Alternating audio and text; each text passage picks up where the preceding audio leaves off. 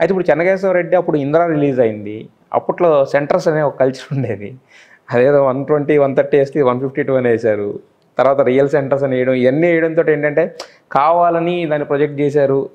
'ఇంద్ర' కన్నా పెద్ద హిట్ అని అనిపించుకోవాలని చెప్పి పెయిడ్ సెంటర్స్ ఏశారని అప్పట్లో కాంట్రవర్సీ ఇదంతా నడిచింది. చెన్నకేశవరెడ్డి ఓవరాల్‌గా మీరు అనుకున్నది ఏంటి? వచ్చిందేంటి సార్ ప్రోడక్ట్ అవుట్? చెన్నకేశవరెడ్డి మేము కొంచెం ఆ ఫాస్ట్నెస్ లేకపోతే మేలో మొదలుపెట్టి సెప్టెంబర్ రిలీజ్ చేసాం. ఏది మీరు ముందు రిలీజ్ డేట్ అనౌన్స్ చేయడం సినిమా చేసాం. అదే లేకుండా సంక్రాంతి రిలీజ్ చేసి ఉంటే దాంట్లో చిన్న చిన్న ప్రాబ్లమ్స్ ఉన్నాయి, అవి రెక్టిఫై చేసి రిలీజ్ చేసేవాళ్ళం. అంటే ఇండస్ట్రీ రికార్డ్ అయ్యేది. అప్పుడు కూడా బాలకృష్ణ సినిమాల్లో నెంబర్ 1 సినిమానే స్టిల్ టుడే. మళ్ళీ మొన్న రిలీజ్ చూసి కూడా ₹1 వచ్చింది. ఆ క్వాలిటీ కానీ అది కానీ ఇప్పుడు తీయాలంటే తీయలేం.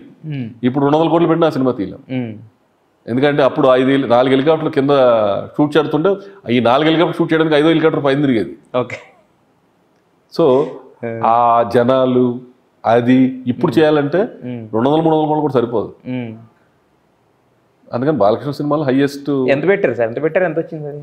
ఆ సినిమాకి 25 కోట్లు అయింది, 30 కోట్లు వచ్చింది. 30 కోట్లు వచ్చింది ప్రాఫిట్ తోటే. బట్ కాకపోతే వివిఎన్ఐకి ఎప్పుడు డిసప్పాయింట్ కదా ఆ విషయంలో. ఆయన ఏది చెన్నకేశవరెడ్డి నా బెస్ట్ అవుట్పుట్ ఇచ్చినా కూడా హిట్ అవ్వలేదు అనే థాట్లో. హిట్ అవ్వలేదు, హిట్ సినిమాని. అంటే ఆయన అనుకున్న బ్లాక్ బస్టర్ అవ్వలేదు కానీ హిట్ సినిమా చెన్నకేశవరెడ్డి.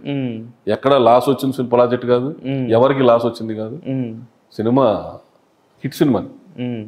అంటే ఈ సెంటర్స్ అనే గొడవ ఎందుకు వచ్చింది సార్ అప్పట్లో? మరి ఇంద్రాకి దీనికి క్లాష్ ప్రొడ్యూసర్లు ప్రాబ్లం కాదండి, కొంతమంది ఫ్యాన్స్ వాళ్ళు వీళ్ళు చేసుకుని తప్పితే కాదు సార్. ఇప్పుడు సెంటర్స్ వేసేది మీరే కదా, ప్రొడ్యూసర్ డిస్ట్రిబ్యూటర్ వాడికి డెఫిసిట్ వచ్చింది అనుకో తీసేస్తాడు. కాదు సార్, ఇప్పుడు టీవీలో యాడ్లు వచ్చాయి. ఇప్పుడు ఇదివరకట్లాగా 152 రియల్ సెంటర్స్ అని పడేది. నాకు బాగా గుర్తుంది, నాకు చూశాను కాబట్టి.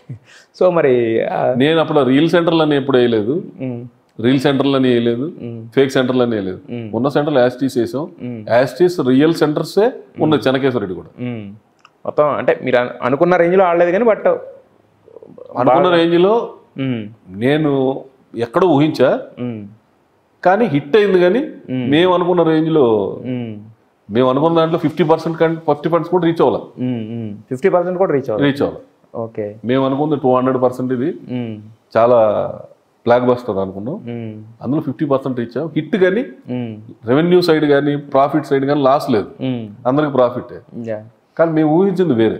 లక్ష్మీ నరసింహ వచ్చేసరికి సార్ అది Lakshmi Narasimha profit guarantee hit cinema. అది అది ఎలా చేసింది సార్? రెవెన్యూస్ అది పండగకి వచ్చిన సినిమా కదా, సంక్రాంతికి వచ్చిన సినిమా కదా. రెవెన్యూస్ ఎలా చేసింది సార్? బాగా చేసింది, బ్రహ్మాండం చేసింది. జయంతి గారు సూపర్ హిట్ రేంజ్ లో. చెన్నకేశవరెడ్డి కంటే పెద్ద హిట్ లక్ష్మీ నరసింహ.